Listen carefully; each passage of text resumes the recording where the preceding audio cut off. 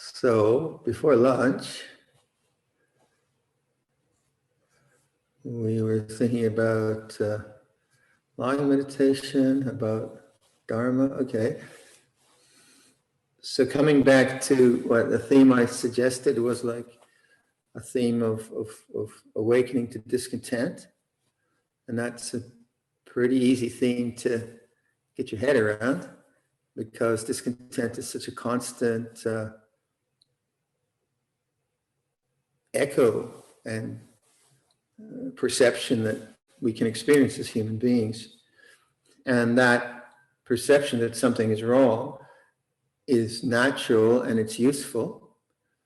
So if something's broken, we try to fix it. If there's a problem, we analyze it to resolve it. And problem fixing, and that is very much what we do in our lives to make our lives better. But if we approach the spiritual life as a problem to be fixed, or a solution to be found, or an experience to be developed, or a character to be formed, and so on, then what we're engaged in is what we call the constructed reality that we live in. So, say my emotional life is constructed, not by me as some kind of construct, but just by nature. So when I had a half an hour before lunch after the session, so I'm fixing a couple of canoes. So I went over and I opened them, I had to look at them, and then I'm having lunch and it's starting to rain. And, oh, my canoes are getting wet. So the feeling I had, I wasn't overwrought with emotion, but the feeling of disappointment with the canoes, because I thought it was going to be sunny and I want the canoes to dry out so I can put fiberglass and so on and so forth. So the result in my heart is just constructed by nature. It's a construct, it's fabricated. And this is what we mean by the word sankhara. Sankharas are the kind of complex reality we live in. So our emotions are sankata, they're constructed. Our bodies are sankata, they're constructed. Our social relationships, this building, all experience. The reason I hear the bird song of the robins now is because it's springtime. Come the autumn, come the winter, I don't hear the bird sound of the lovely robins over there. And then when I'm older, I go deaf, I won't hear them at all.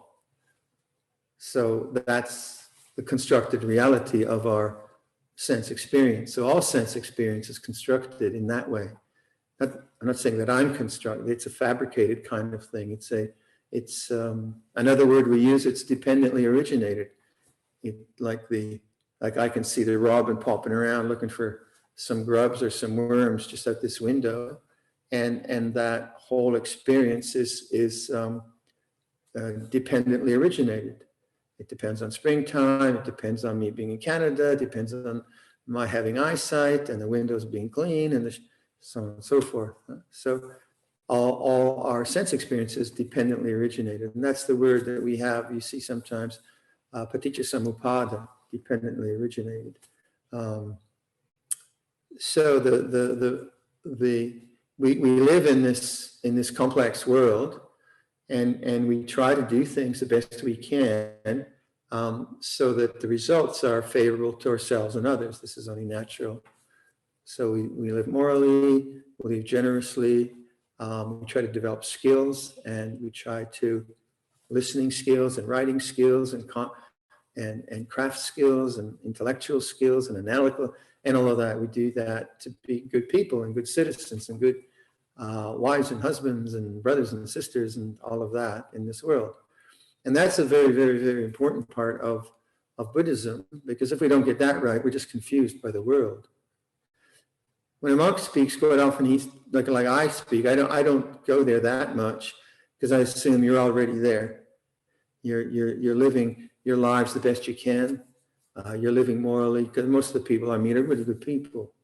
They're refined.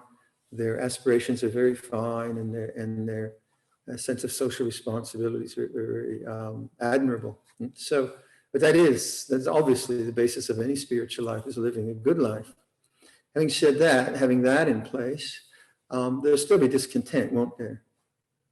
You can live the very best life you can and try very, very hard and do all your very, very best. But because the world is constructed and your relationships are not your construct, they're nature's constructs, that if you think that peace or fulfillment lies in any experience, you're always going to be disappointed.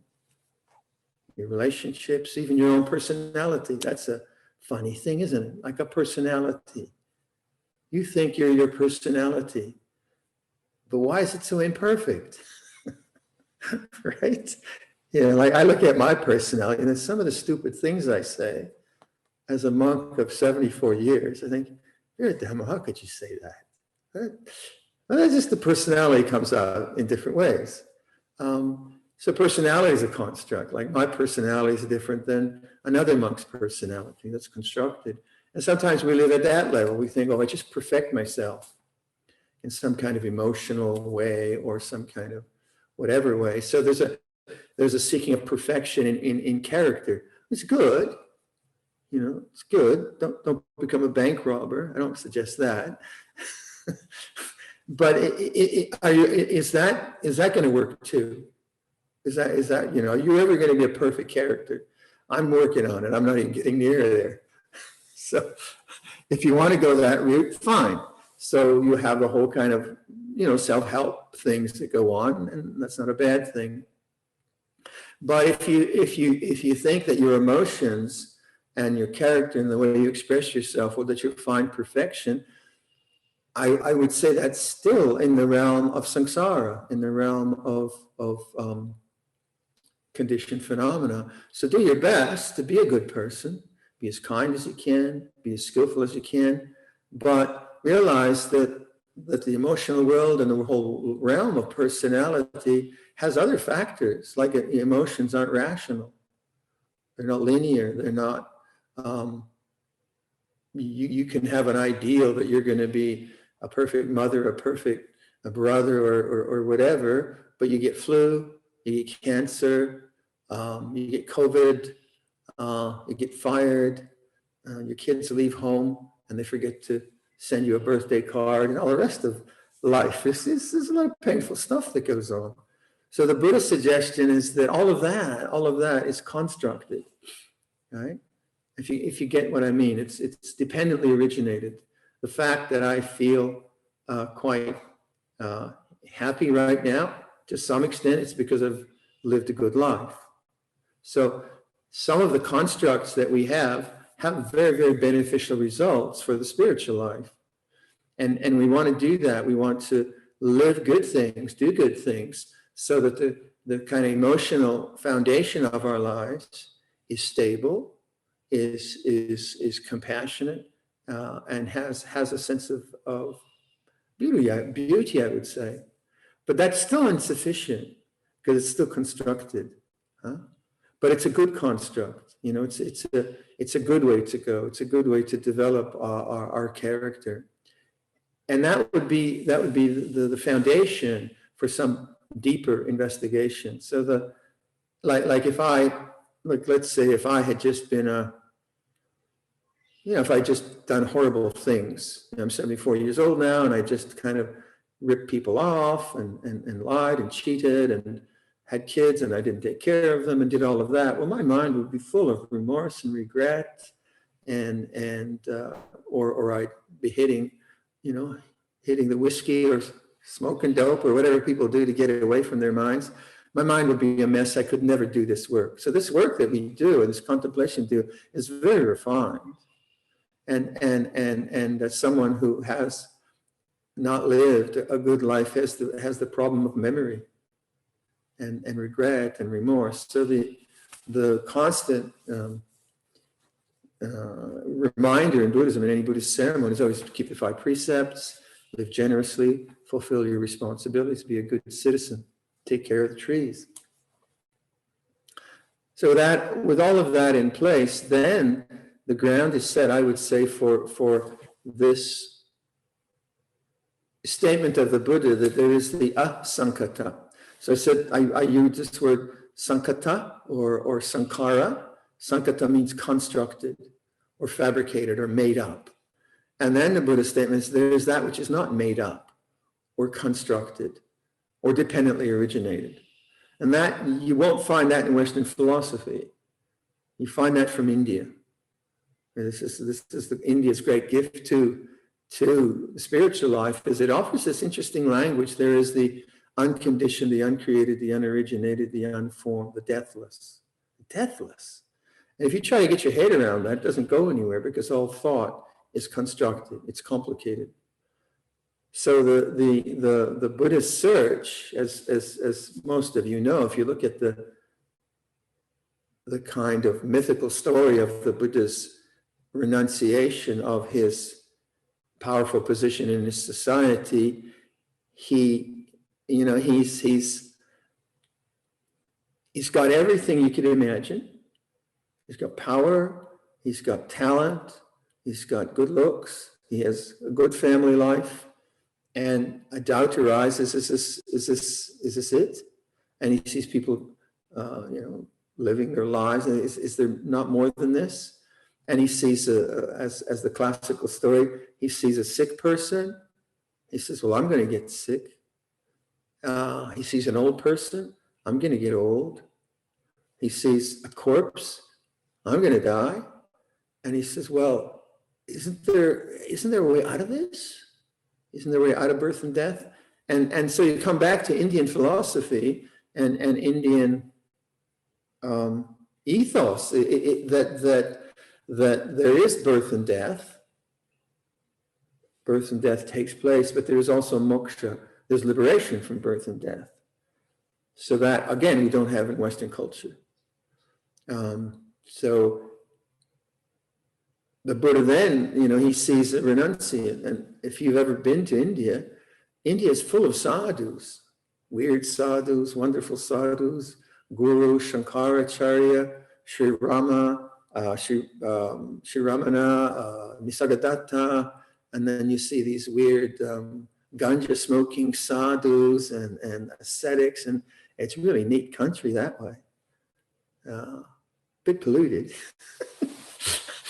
but it's really the whole kind of sense of spiritual aspiration is very deep in the core of Indian culture. I was thinking, talking to someone about Western mythology coming from the Greeks or whatever, and there's no rishis, there's no sadhus, there's no seekers of the no God-realized men, as they would say in India. But that theme has always been throughout Indian culture, and the Buddha comes into that culture, and he sees a sadhu, and what's this guy doing? He is seeking the deathless. He is seeking moksha, liberation from old age, sickness, and death. So to understand, say, Theravada Buddhism, I find actually very, very helpful. What's the original story? Why did the Buddha, what was the Buddha's search about? So it wasn't because he felt, that he lost his job because of COVID, or that, that he was broke, or that he had, there was neurotic or anything like that. He wasn't running away from anything. His was a kind of deep and profound search about, is there the unconditioned, the uncreated, the unoriginated, unformed? And because we don't have that in Western culture, those very ideas, it's hard to relate to them, because you'll find it somehow, you'll find it a bit in Christian mysticism, in Judaic mysticism, in Islamic mysticism, a little bit, but they're always the fringe people. They're the ones that tend to be crucified, or at least pushed to the edges of society. And yet in India, it's like, say, Sri Ramana is core to realized being is a core of Indian spirituality. So again, if this language finds, you're a bit, you can't get your head around it, it's because we don't have it in our culture. Moksha, liberation. So sometimes Buddhism is left as a kind of mindfulness practice that makes you a better person, or makes you a better, a more productive guy in the Pepsi factory, or whatever you want. But it wasn't, it's the whole import and the aspiration that the Buddha had was this. It was, there is birth and death. Is there something which is not born, does not die? And it's not the same as, say, Western ideas of going to heaven. I will go in heaven and be in a heavenly place forever. That sounds horrible to me. Be Viradhammo forever, with wings, of course. So I could never get my head around those kinds of ideas. So then going back to this idea of constructed, the word sankhara. I mean, it's used a lot, but then beside that, you have to see that the Buddha said there is the unconstructed, there is the asankata, sankata, asankata, the negation of that. So then that impels the kind of contemplative part of your life to a deep questioning.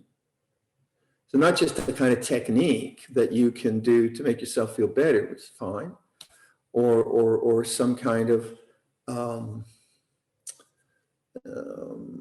positivism, that makes you feel better for a while. It's not that. It's more profound. And so you look at your experience and you look at change, or you listen to change, or you notice change. And then the question comes up, well, the Buddha says there's something unchanging. So what's unchanging? What's not constructed? And you realize that any experience that your attention goes out into is always constructed. So sound is constructed. So when we have a mechanical air system here. If that breaks, then that sound will end. And it'll come on again. And it'll end. So all of sound is dependently originated. It begins and it ends. It's born and it dies. So sound cannot be, any sound that you can think of or you can hear could be asankata, could be deathless, could be uncreated, unoriginated, unformed, unborn. It cannot be a sound. And go through the same. Go through any sight, any taste, any smell, any bodily formation, any physical beauty, any emotion, any thought, then take it outwards, any relationship, any society, any plant, all of that is constructed. So all sense experience is anicca, dukkha, anatta. It's anicca, it's changing. And because it's changing, and this is where the word dukkha is used in many, many ways, because it's changing, it is not the unchanging, obviously. Because it's changing, it begins and ends, it's born and it dies, right? You cannot find the unchanging in something that's changing. Logic is easy, no? So if I'm looking for the unchanging in something that's changing, I'm looking in the wrong place. It's like Nasruddin's, you remember Nasruddin, right? Everyone remembers. Nasruddin's the crazy Sufi, and he's sitting outside the spice shop, and there's a big basket of chilies, and he's eating these really red hot dynamite chilies, and he's crying his eyes out, and his mate comes to him, Nasruddin, what are you doing? He says, he's crying, and there's a lot of pain. He says, I'm looking for a sweet one. You get it? And that's what we're doing. We're looking for a sweet one through sense experience. We're looking for the unconditioned in the conditioned. And this is what renunciation is about. Renunciation is not about having this lovely outfit that I have on and this beautiful haircut, right? I mean, it helps. This haircut really helped. It's really nice, but it's deeper than that. It's much, much more profound than that. Renunciation is about not seeking the unconditioned and the conditioned. So you can seek the conditioned and the conditioned. Yeah, so you can seek happiness in walnut ice cream. That's fine. That's allowed. You can seek comfort in a nice mattress. You can seek warmth when you put the heater on. This is all natural.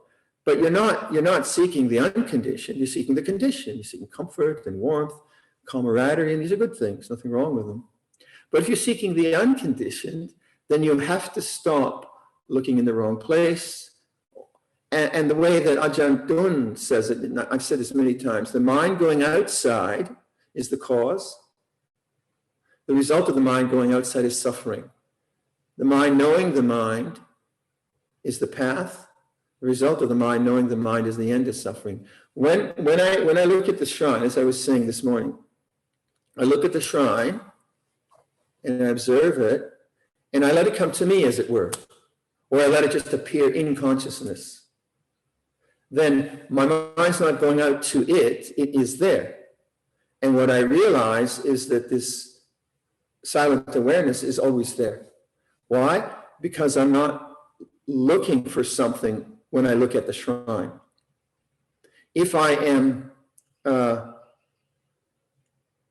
if I go to Lee Valley Tools and I'm looking for some, what was I looking for? I was looking for threaded insert nuts. So I'm looking for something, a constructed thing called a threaded insert nut. So I go to the store, look at that. I say, yeah, that one, the 20 millimeter one, I want 10 of those.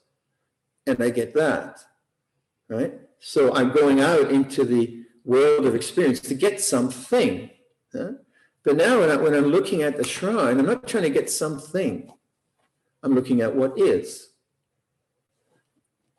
And as I train in that in very simple ways, I realize, well, there always is this silent awareness. And I begin to intuit what we mean by the unchanging, the uncreated, the unoriginated, the unformed. It's something about the silent knowing, witnessing, awareness that is always there. So that's what I would say renunciation is about, right? It's about not looking for the unconditioned in the conditioned without rejecting the conditioned. So sometimes people mistake renunciation as like it's bad to enjoy Netflix, or it's bad to have a good meal, or whatever you want. No, it is what it is.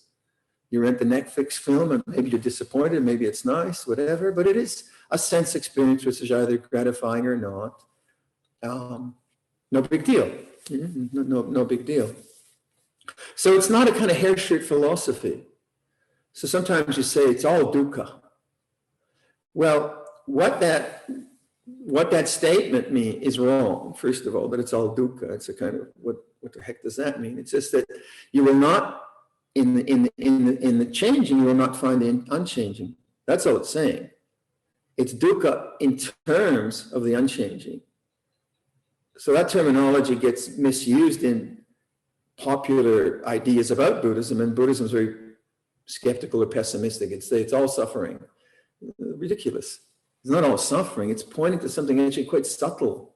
All right. So if you start to intuit that, and you're curious in the Buddha's enlightenment, now you're going back to the original story of why he did this, and it took him, we think, 7 years of pretty hard practice, and he seems to have a good inheritance from past lives. So he comes through this and he says there is the unconditioned, the uncreated, the unoriginated, the unformed, nibbana, the deathless, the island, peace. And if there was not that, if there was not the unconditioned, the uncreated, the unoriginated, the unformed, peace, nibbana, there would be no liberation from the conditioned realm. It would be all dukkha. It would be all suffering in that sense. But he says there is a possibility. And it seems to me, if you're going to take Buddhism really deeply, that basic consideration, I can see it not being a part of your inquiry. If one's inquiry is simply psychological, or just kind of rearranging one's personality, that'd be a good thing, and it can be a good basis. But to really take Buddhism, I would say, as a spiritual practice, and like deeply seriously, then I would say, for me at least, that's a kind of fundamental perspective, isn't it? A fundamental perspective on why I'm doing what I'm doing and how I meditate. So then that takes you to the issue of desire. And remember the coconut shell, right? So we're not saying that desire is wrong or bad, again, but you could see that what tanha or craving it does, it pulls me out into sense objects. So I hear the sound of the chainsaw, and I don't want it, and the wanting gets me involved with a sense object. Go away, go away, go away. So now my attention is preoccupied with samsara, with a constructed thing, with a constructed experience. And because my attention is now preoccupied with experience, which is conditioned, I am not available to notice the unconditioned. It's an issue of availability rather than prowess or some profound skill. That's really the issue. I'm not available. Because why? I'm preoccupied with sound. Usually the problem is I'm preoccupied with thought. That's the real difficult one, isn't it? Well, if we look at how the human mind works, it's like 90% is just thinking. And 89% of that is rubbish. Right? It's not very, you wouldn't want it written down in a diary, that's for sure. So that, and you can see if my attention is preoccupied with thought, that is a sankhara, then I'm not available to notice the unconditioned. Yet when I look at the shrine and I put down the thinking mind, I make no comment. I'm in the present moment. I make no comment. It's like this.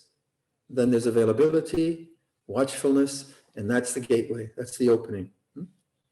So that's actually not so, well, for me, it's not difficult to understand. I don't know about you, because I've been doing it for a while, but you can see how hard it would be to sustain that. The sustaining of that quality of presence could be rather difficult. And one of the reasons it's difficult is because of our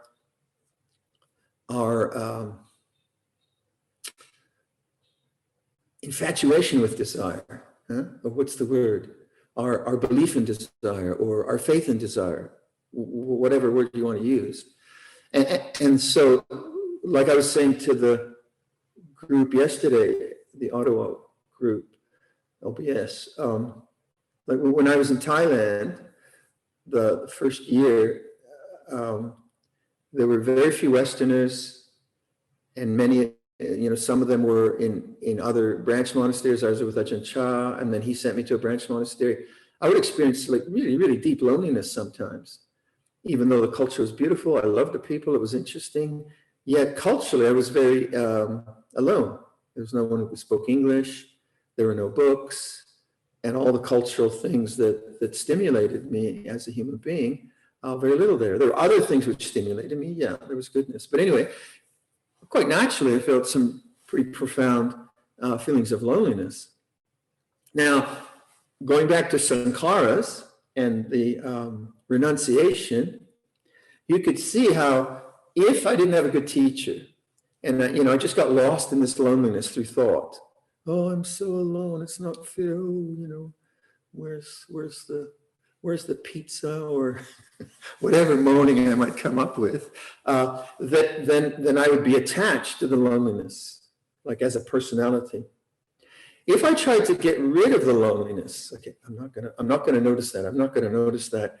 Actually, I'd still be preoccupied with it, right? Because I'm trying to get rid of it. So then to get rid of it, I'd probably preoccupy myself with something else, being busy or whatever. But both, I'm still preoccupied with an object, and I'm not available to the unconditioned.